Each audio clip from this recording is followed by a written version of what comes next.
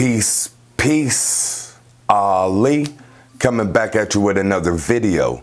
And in this video, I'm gonna give you 5 intangibles you need before starting a spiritual business. All right, so you're interested in starting a spiritual business. And in this video, I'm gonna give you 5 things that are internal, things that you must have before starting a spiritual business. Now, obviously you don't have to, but if you're wanting your business to prosper, if you're wanting to make an impact, I would highly suggest that you have these 5 things in place before beginning, or if you already started, make sure you develop these disciplines. All right, the first thing, in no particular order, that is an intangible that you need before starting your business is a true spiritual gift. A true spiritual gift.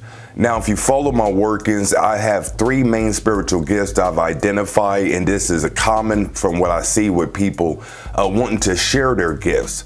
They're either going to be a teacher, a counselor, or a healer. Teacher, counselor, or healer.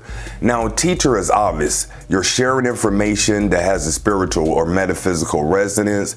You can disseminate this through video, text, or audio. So teaching is pretty much self-explanatory. Counseling is when you work with people, usually one-on-one, and you help them deal with life issues. So these are your mediums, your psychics, your intuitives, your tarot card readers. But if you have that gift, you notice people come to you with usually life issues, relationship, finances, their purpose, and things like that. So a counselor is someone who works with people, usually one-on-one, dealing with life issues. Now, the last is healer. My definition of a healer is someone who lessens suffering. So this could be Reiki, this could be crystals, this could be aromatherapy, this could be a massage therapy. So anybody that lessens suffering. Now, if you have something that you're doing for your business, or an ideal that you have for your business, and you don't feel like it falls under one of those categories, the one that's popping up is people that make things. If you make stuff like crystal jewelry, or if you make like your own tarot cards or something like that, that in my opinion is a healer, because you're making something that is going to help someone lessen their suffering. So even if you're a creative type, you will fall under one of those categories: healer, counseling, or teaching. So the first intangible that you need before starting a spiritual business is a true spiritual gift. All right, the second thing you need before starting a spiritual business is the ability to be charitable or giving. Because you're doing a spiritual business, the key word is spiritual. When you think of spirituality, you think of giving, you think of charity, you think of donation. So with your gift, you should have the ability to give your gift to people who are less fortunate or don't have the ability to compensate you for it. So what does this look like? If your true spiritual gift is teaching, then that doesn't mean that every time you teach, you should get paid. I recommend that you have the ability to identify when your spirit is telling you to share things with people. Same with counseling, same with healing. As a spiritual entrepreneur, in my opinion, you have to have the ability to give without expecting something in return. Now, the universe has a built-in mechanism called reciprocity, meaning that when you give, you're automatically going to receive something. Doesn't matter if it's directly from the person, but in my humble opinion, you need to have the ability to give without expecting something in return. So the second intangible that you need before starting a spiritual business is the ability to give or be charitable. All right, the third thing you need before starting a spiritual business, in no particular order, an intangible, is discipline. Discipline. Now, if you're used to working for someone, you have set hours, you have job title and description. Every day when you go to work, you know exactly what you have to do. You also know if you don't clock in, if you don't report to work, you can get fired. So when you're a spiritual entrepreneur, you're starting your own business, you have no one that is going to boss you around. You have no one that's going to set your hours. You have no one that's going to tell you every day you must do A, B, and C. So discipline comes in because there's going to be times where you have to do things you don't want to do. There's going to be times when you're going to have to initiate things, maybe like start a YouTube channel or start writing a book or start working on slides for your lecture. There's going to be countless things that must be done. And if you do not have the discipline to do them, they're never going to get done.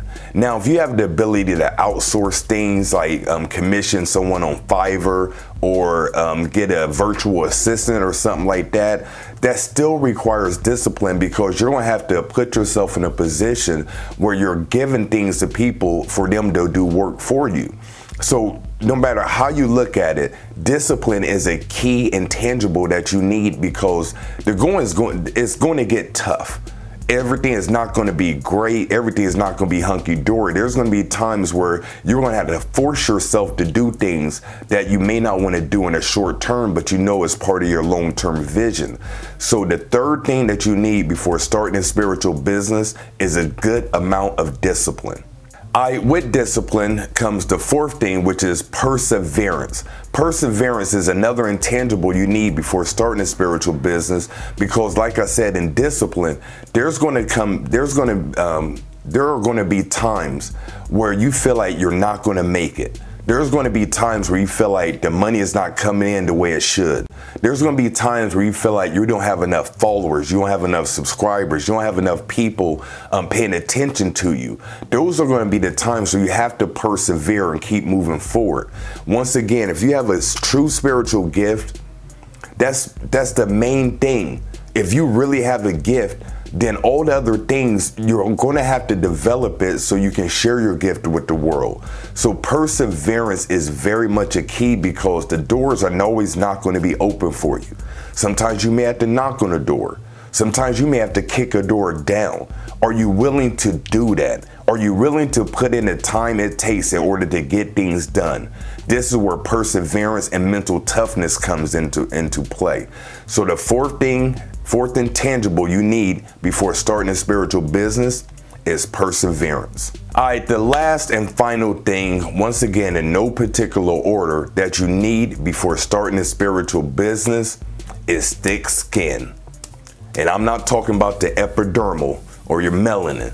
Thick skin, because once you put yourself out there, whether it be a piece of content, a workshop, a book, video, services, posts on Facebook, Instagram, it doesn't matter what it is. Once you put it out, the world has the opportunity to scrutinize you, criticize you, and say that you're horrible. Are you going to be able to deal with people saying that I want a refund? Are you going to be able to deal with doing a reading for someone, they tell you that it's horrible? Are you going to be able to deal with you making something for someone, sending it to them, and they telling you that it's horrible, they don't want it, and they want their money back?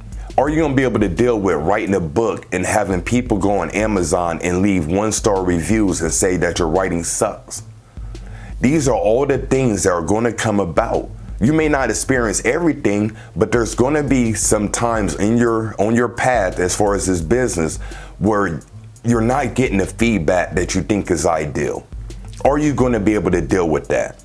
Thick skin is required, because in order for you to move forward, you can't be stuck in the past. And if you allow too many people to be in your ear, if you're reading too many comments, if you're reading too many reviews, and people are telling you, you have subpar product, services, and events, then that can thwart you as far as moving forward or whatever. Now, I'm not saying that if you truly are not in position to make your business pop, like you really don't have a gift, you're really not doing it for all the quote unquote right reasons, and you're having people call you out, that's not what I'm talking about. I'm talking about if you in your heart know that you're doing your moves are right, true, and exact, and you're still getting hecklers, but most of the people are benefiting from your product, services, and events, then you're going to have to develop thick skin or maintain a certain level of I don't care, because people are going to attack you for whatever reasons. So the fifth thing that you must have as far as an intangible before you start your spiritual business is thick skin. All right, so this has been Ali. If you're in position now where you have a spiritual business ideal, or you're in the beginning levels and you're wanting some assistance as far as helping you get your business off the ground and running, highly suggest that you go to my new program called the Spiritual Business Accelerator. It's a 4-week workshop where I'm teaching you everything I've done to put myself in a position where I'm sovereign. For the past few years, I haven't worked for anyone, and I solely rely on the spiritual business. So if you're in a position where you're wanting to start your business and you're wanting guidance and you're wanting tutelage and mentorship and all that good stuff, go to spiritualbizaccelerator.com, read all the information, and secure your spot today. So until next time, this has been Ali. Peace.